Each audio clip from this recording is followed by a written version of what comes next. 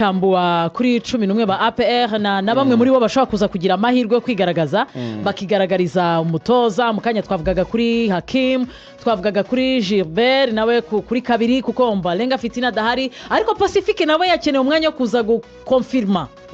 kuko bivuze neza kushize ntago yigeze yemeza abivuze neza Axel no gukonfirma kuko urumva ari ikizere y'umutoza ajyana amugirira twabanye ko umutoza prefera cyane cyane uyu musore Pasi n'igihe yabaga mubanje hanze kenshi yamuzanaga asimbuye kuko iyo urebye neza cyane kuri ba nimero 6 b'ikipe ya APR nibyo Pasara hari akazana uyu musore wahise nahamagarwa mu ikipe y'igihugu ya Uganda Sekiganda nibo ubona do caractère ari abakinnyi b'abakasere ko Dauda twagiye tumubona kenshi nibyo nka sezishize yagiye hakoreshwa ataragira bwa burwayi bwe ariko turabyibuka ko yabaga mwiza Dauda mu gihe nchini ya Tadeo Ruhanga Kizito yabaga ari tayari agakina 6 Dauda agakina 8 bigatuma wenda ruboneka ashobora ku gicumi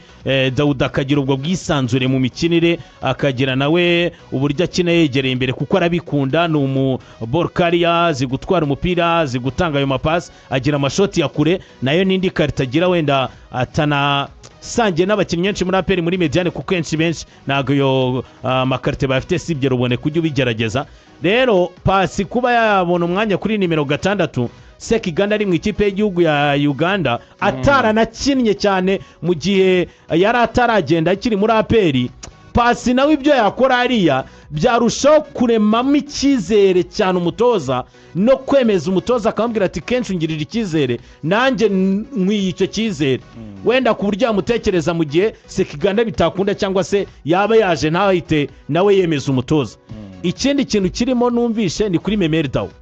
amutubwiye mu bakinnyi baza gukoreshwa none nawe niba koko ashobora kuza agakina uwo mwanya we akabona uwo mwanya muri Sekafa bitakunze cyane mu mikino y'inyera y'abahizi ubwo nawe ni igihe cyo kwemeza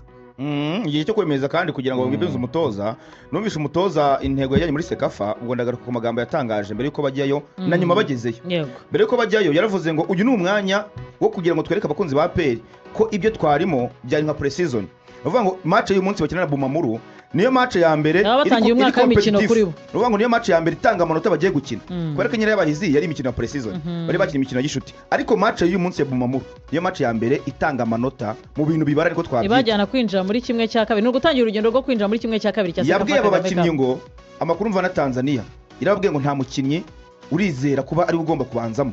agenda bahingira aravuga ati nk'abo Denis Omedi Hakimu Kiwanuka na Gilbert uri Kigali hari umuntu uzugomba gutangira n'abafana tubabajije hari umuntu uzugomba gutangira ku ruhande rw'ibumoso hagati ya Togwi na Mamadusi hari umuntu uzi ugomba kujya abanzamo wenda uretse nka Watara na Ruboneka ngo nibo bakinnyi badakorwaho bagomba kujya babanzamo ariko no muri Axe buriya aravuga ngo giye mfite Suwane na Krema na Yunusu nta uzi diwo yanjye ari babiri uko ari batatu kuri abameze nta uzi abo nzajya mbanzamo arababwira ngo rero uyu ni umwanya bavuga ngo niyo test finale igiye gukorwa kugira ngo umutoza azamenye ngo nzanyinisha abandi hanyuma kugira ngo ubone ko iyi Sekafa yikaniye nabonye uburyo yiramanta atishimira uburyo bagenda bahindura amatariki match igomba kuberaho avuga ngo tugeze muri Tanzania ku cyumweru tuzi ko tuzakina ku munsi wo kuwa kabiri saa 12 murabihinduye mukize kuwa gatatu saa 6 aravuga ati ibintu ntabwo ari byo bavuga ngo irebye ukuntu yiramanta no kutishimira bisa naho atekereza ko iki gikombe gikenewe cyane muri APR ariko narabisiko gikenewe cyane amufasha nawe nk'umutoza cyamufasha kuko uyu mutoza mwagiye mwumva amagambo yatangaje muri iyi mikino yatambutse haba ari muri kano ka mini tournament k'inkera bahizi aho yabaye wa nyuma turo twogeza umupira na Samiri twarabitsinze mu kinyabupfura no mu muco nyarwanda turavuga duti APR bayakane mu ma equipe ane urumva mwakoresheje umuzimizo witwa iyoroshya mvugo yakane mu ma equipe ane mwarazimizaga cyo ariko ntitwari kumwe be niho ubwo ngira ngo twari kumwe so washatse kuzana ibintu bya Power Dynamo nk'ubwo Power Dynamo ihorere ntago iri mu irushanwa urumva utica imibare ariko wakiraho na za match zindi za mbere za Gasogi niki ariko kumva Mudarsi Taleb uburyo ariho abivuga ukabona ko imikino ya gicuti atariho avuga ati ni match test ndacyatestinga abakinnyi ariko ufashe izo match zabaye ukongeraho iyi Sekafa mu byo kuri ni igipimo nyacyo nubwo adafite abakinnyi 8 ariko equipe nkuru zirangwa na efekitifu Yeah. nubwo adafite abakinnyi 8 bagiye mu makipe yabo y'ibihugu ubwo 5 bari mu Mavubi ugashyiraho Sekiganda na Omedi ugashyiraho na Si muri Mauritania abakinnyi 8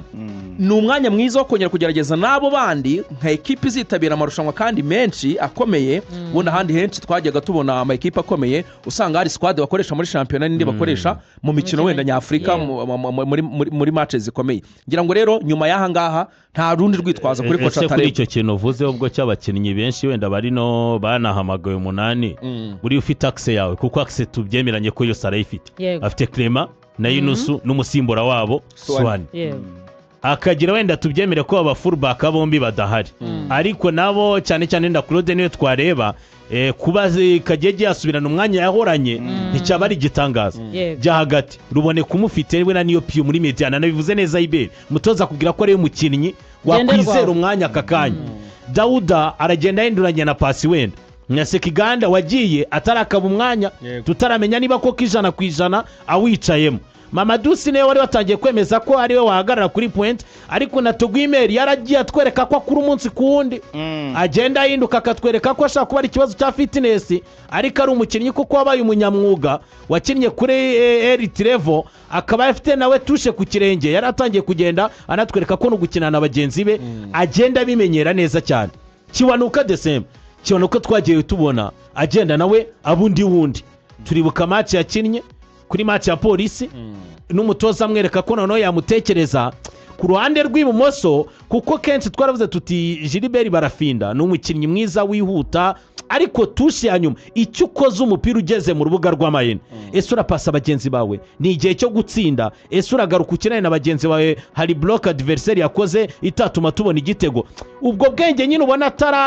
atarabasha kumva neza mu mikinire ukabona ko umutoza arabibona muri Kiwanuka ugera muri box agahereza wenda Mamadou Si bagakora igitego ushobora kumenya igihe akorera counter attack igihe yita umupira akaba yakoresha ubwo buryo penalty se kufra nawe rero ni mwiza ukeneye gukonfirma kocha nawe kabisa cyane bose arabura utuntu duto cyane ubona ko Kiwanuka agenda ba waperi yamutekerezagamo umupira arawuzi rwose ibintu arabikora neza ariko gukonfirma cya cyizere kwigira icyizere agafata ibyemezo nyabyo mu gihe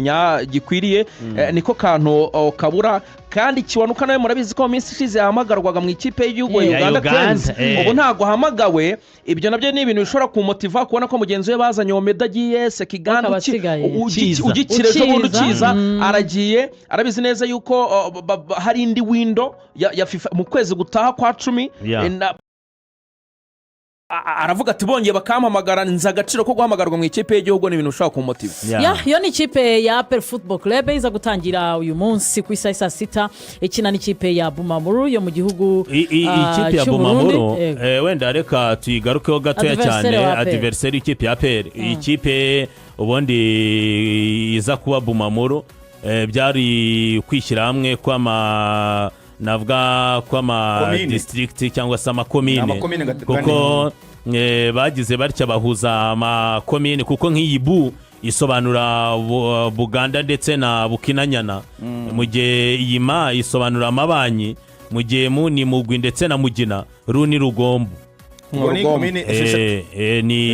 komine 6 zishyize hamwe rero zari komine zo mu ntara y'Ibitoke murabizi ko i Burundi byahindutse ubu intara n'eshanu hari Bujumbura hakaza Burunga hakaza Butanyerera hakaza Buhumuza ndetse na Gitega rero ubu ikipe ya Bumamuru iri muri iyahoze ari intara y'Ibitoke yagiye muri Bujumbura iyi kipe yarakomeye murabyibuka 2022-2023 itwara shampiyona irimo abakinnyi nka Banayimana Shasiri irimo abakinnyi nka Ndikuriyo Pasiakira umuzamu ukomeye cyane murabyibuka mbere yo kuza mu ikipe y'Amagaju irimo Mama Jariwa irimo Bakirongozi yari ekipe ikomeye cyane biri gihe ikipe ikintu nazwiho abakinnyi bakomoka ara muri DRC ntago yababura burane ekipe yo kwitondera gusa nyuma y'uwo mwaka yabaye nkaho isa nkaho izimira tukiri muri uwo mwaka nepo ibanga rikomeye cyane kandi navuga ryabafashije n'ubu bakiri kumwe ni kocha Jocelyn ni nacyo kintu gikomeye Fubusa Jocelyn abantu baramwibuka aciye muri Kiyovu gatoya yigeze no guca muri Espoir gato ariko ntiyayitoza ahita yegera muri Tanzania gutoza ikipe ya polisi ya Tanzania uyu Jocelyn niwe wabafashije gutwara shampiyona ya 2022-2023 aba n'umutoza wa saison. Icyo gihe ni umutoza ukiri mutoya w'umuhanga, ni umutoza waciye mu ikipe y'igihugu abatanyije imyaka 20 y'abarundi, arabafasha bikomeye cyane, arabakarifiya muri AFCON. Ni umutoza ukomeye mu by'ukuri, umetiriza cyane umupira w'abarundi, umetiriza cyane izi mpano zikomeye cyane. Ni ubu rero niwe bagifite ubu yaragarutse ubwo niwe bipfa ubusa ngo yagize ubusa muri Kiyovu kubera ko yirukanwa ntabwo wari umusaruro muke umuturukaho, byari ibibazo Kiyovu Sport ifite kubera kutandikisha abakinnyi, ubushobozi batahembewe igihe birangira asa naho abigendeyemo. Nibuka ko icyo gihe yaranungirijwe n'uyu musore wahoze kina muri Bugesera w'umurundi nawe ndaza kumwibuka mediateur ugenda imitego niwe yari yarazanye ngo amwungirize ariko mu kibuga akiri na kare kubera imvune. Josire rero ngageze i Burundi baramubwiye bati ugerageje umupira wo mu Rwanda, ariko kubera ko wari uri mu makipe twavuga ngo ntabwo ari amakipe afite ubushobozi byanze. Reba ukuntu watugarurira iyi Bumamuru yongereza ku rwego yari iriho muri 2022 itwara igikombe cya shampiyona, kubera ko ni ikipe uriya ntabwo wavuga ngo nk'andi makipe nta kibazo cy'ubushobozi gihari. Abantu bashaka kubera icyo bagiye na bisi, ariko bisa naho ari umuco w'abarundi ibintu byo kudatega indege, ubona ari umuco wabo, ubona banabyishimira. Kuri iki kintu uvuze cyo gutega bisi, ubundi i Burundi ntabwo ari ikipe yabaye ya mbere. Ikipe ya mbere ni Aigle Noir yatwaye kubdi president ni Flambeau du Centre. Ndi kuri yo Reverie president wa Aigle Noir yaravuze ati aha data sinjya muri Sekafa. Flambeau du Centre twe ni turi tayari turigiye kwitegura imikino ya CAF Confederation Cup. Uyi rero Bumamuru federasiyo iravuga ati uri tayari ninde mu makipe y'imbere turamufasha imodoka iraboneka. Bumamuru iravuga ati twe turagenda, kuko Bumamuru impamvu bakoresheje iki kintu Axel yivuze neza na Iberi. Urumva nyuma ya mwaka 2022 na 2023 abakinnyi benshi baragurishijwe, abagiye mu Rwanda, abagiye Tanzania n'ahandi. Bibabaza babakire bo mu ntara ya Cibitoke bavugaga bati ekipe yacu nifite consistency kugumana abakinnyi. Umukinnyi wababaje cyane no bita Mukono Erdinho, n'umukinnyi w'umuhanga cyane ukina mu kibuga hagati, ubu ngubu uri muri Singida. Kuko mu bagiye Tanzania Mukono Erdinho yaragiye. None ikindi kintu baravuga bati urumva n'umutoza Josire aragiye, mutakaje umutoza n'abakinnyi baragenda. Babakire rero bo mu ntara ya Cibitoke bakomezaga kuba hafi ekipe basa nkaho bagiye pembeni, ekipe itangira gusufura. Urumva rero iki kuko ubundi byaragoranye cyane kugira ngo Cibitoke aboneke ekipe bagiye gukora Bumamuru, kuko ubundi murabyibuka ko umupira atindaga mu murwa mukuru za Lydia Ridike za Interstar za nshaka kukubaza ni kimwe mu bicu. Ikipe ya Bumamuru turi kwitindaho, ariko ntekereza ko impamvu ari kugira ngo mwerekane ko APR ishobora kuza kugira adversaire wavuga abakinnyi nka bane se niyo mpamvu nanjye nshatse kubagira iza guhura nabo bakomeye umukinnyi